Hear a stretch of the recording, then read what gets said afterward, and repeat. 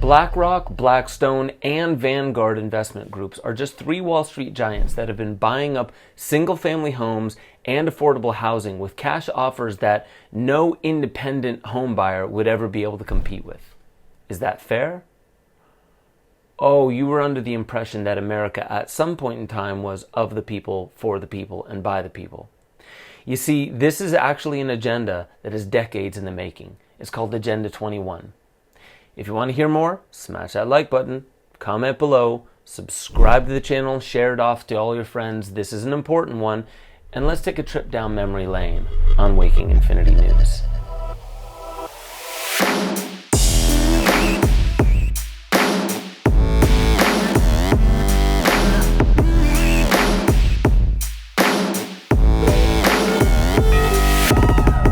Welcome back to Waking Infinity News. I'm your host, Ben Joseph Stewart.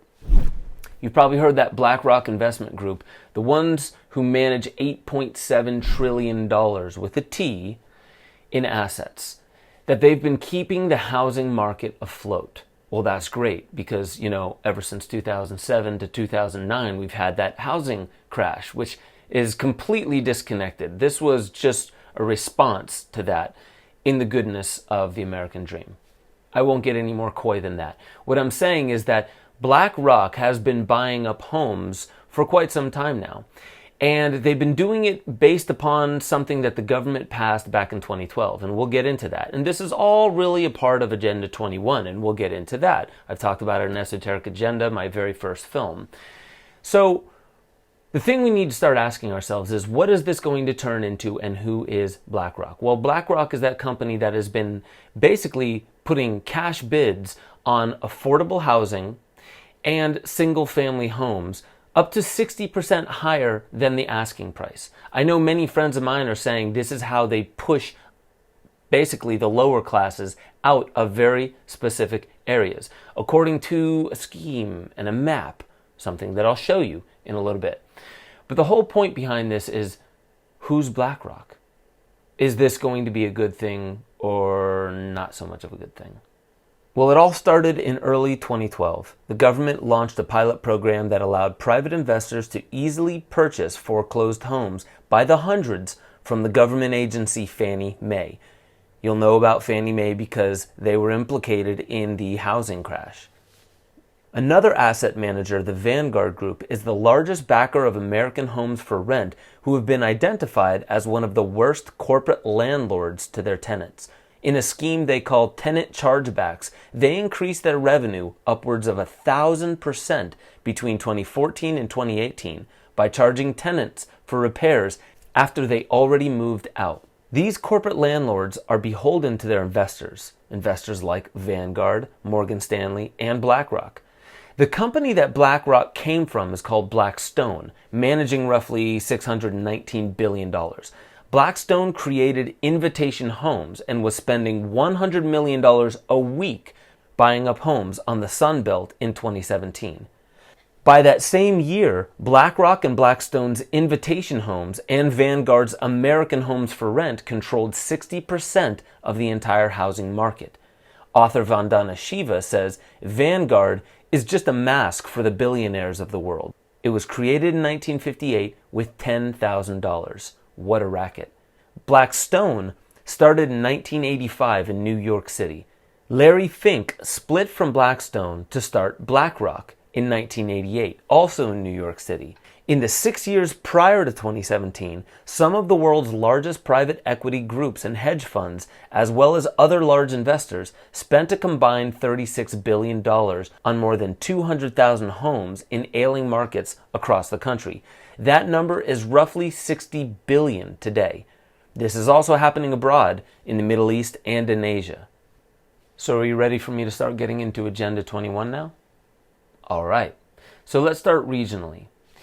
All the way down in Florida, there's this group called the 750 Planning Board. Very interesting.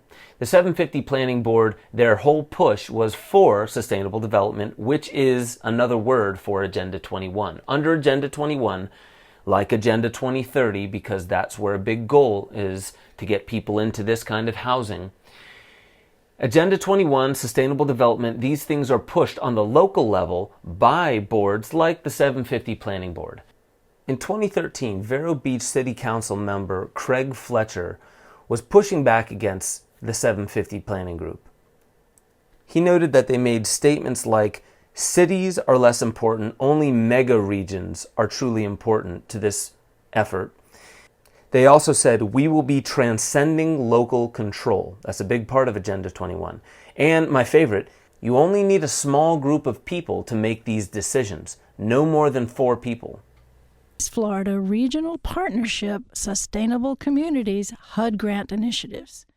They changed their name to 750, meaning control of 7 Florida counties within 50 years. And it was here that we learned about regionalism, sustainable communities, and the end of private property ownership rights. That last sentence is something that every single citizen in the United States of America needs to be concerned about, because this isn't only happening here in Vero Beach. This is happening all over the country. Healthcare is under attack. The Second Amendment. I mean, every single one of our liberties is under attack. But if we don't have private property, we have no base to stand on to fight those other things. We need to fight this. Its purpose is to destroy the republic, to abolish private property, and to control all people. To the extent it does that, it is definitely authoritarian and is what I call technocracy. Technocracy is a scientific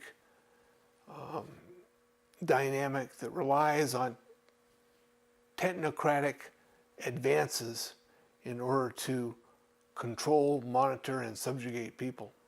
From all the smart measurement concepts that are very threatening to human individuality and independence.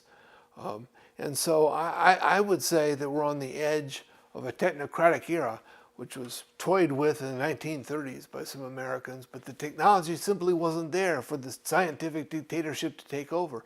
Today it is, and I think it's far beyond the horrors of communism in terms of what we're looking at and in respect to how it will play out in the future. That was Michael Shaw. I put him in Esoteric Agenda 1, which has been scrubbed from YouTube. Too soon, YouTube? Too close to home? Yeah, I figured. The whole thing is very too close to home.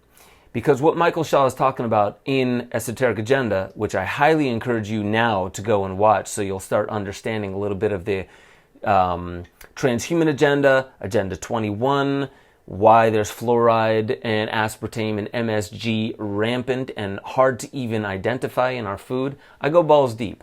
But the bottom line is, that was Michael Shaw. He's been hot on the trails of this for quite some time, and what all this really means. The whole push all comes down to a specific mapping plan of America. Here's the map that he showed. The red areas are off limits to humans. That's a lot of land. The yellow areas are buffer zones. The green areas are regulated use areas. Even the pink areas are for Indian reservations. They seem to get at least some land. Now look at the black dots. That's pretty much the only land mass set aside for the entire rest of the population.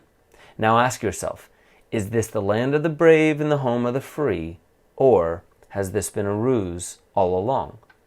But the public wouldn't just go for this if this plan was made public. So there has to be some kind of an excuse to push the lower classes, the poorer people, into affordable housing, which is part of the smart grid, which is all part of a monitored and data proliferated area where your vital signs and everything known to you, all the data you could produce, goes straight to a cloud where nobody that you know will have access to it. So they know exactly what emissions you're putting out, what decisions you're making. At some point, potentially it'll turn very Minority Report if Facebook has its way and can legitimately read minds like they say they're doing.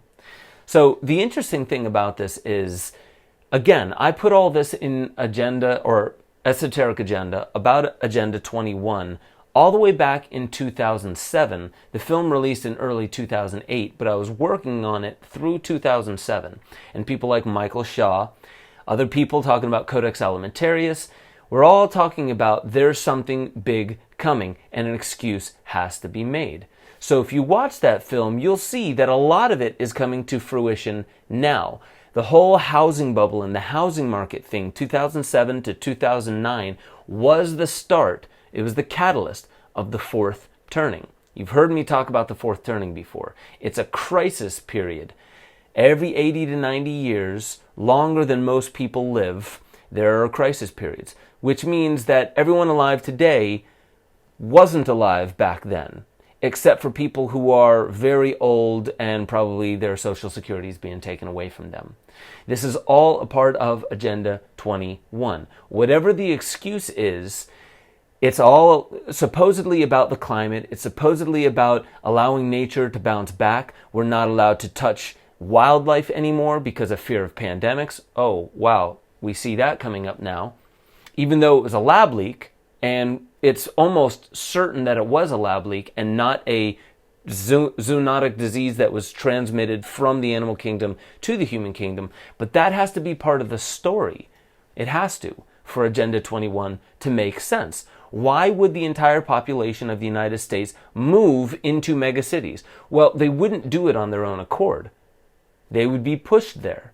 And so you see, here is this video where Michael Shaw is talking about Sonoma County. And this is just one county of many. This is the American hotbed for Agenda 21.